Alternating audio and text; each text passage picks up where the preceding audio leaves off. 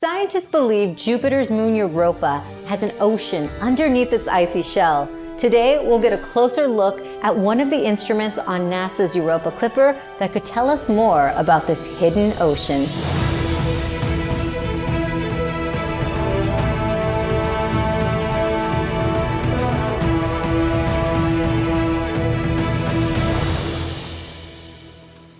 This is High Bay 2 at NASA's Jet Propulsion Laboratory, where work is being done on Europa Clipper's magnetometer. A magnetometer is a device that measures the strength of the magnetic field. A magnetic field is created by flowing electrical currents in objects or in fixed magnets. In the case of Europa, it's electrical current that's flowing in Europa that generates a magnetic field that we can detect with these sensors. The magnetometer will confirm the existence of the oceans, but it'll also provide more detailed information than that. It'll also tell us about how much salt there is in the ocean, and also may provide information about how deep the ocean is under the ice.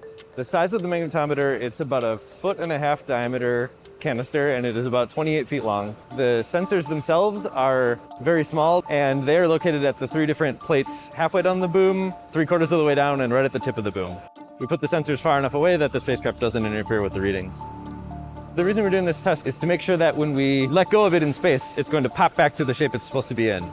The importance of doing that today is to make sure that all the systems are operating as expected as a last check before we actually mount the mag boom to the spacecraft and launch the spacecraft on the rocket. The reason that we do this test in a different high bay than the spacecraft is that, as you can see, this 28-foot long beam is very large. So once we complete all of our testing in this room, we're going to transport it to the room next door, and over there we're going to do some electrical testing with all the spacecraft electronics and harnessing before it gets bolted to the spacecraft. So what we're looking at here is called a Helmholtz coil system. We'll be using this to cancel out Earth's magnetic field. And that gives us a good opportunity to really see the capability of our sensors. Every single component that comes close to our sensor has to be screened. Belt buckles, clothes, glasses, all of these things carry a magnetic charge. If they reach a certain distance from our sensor, they can damage it.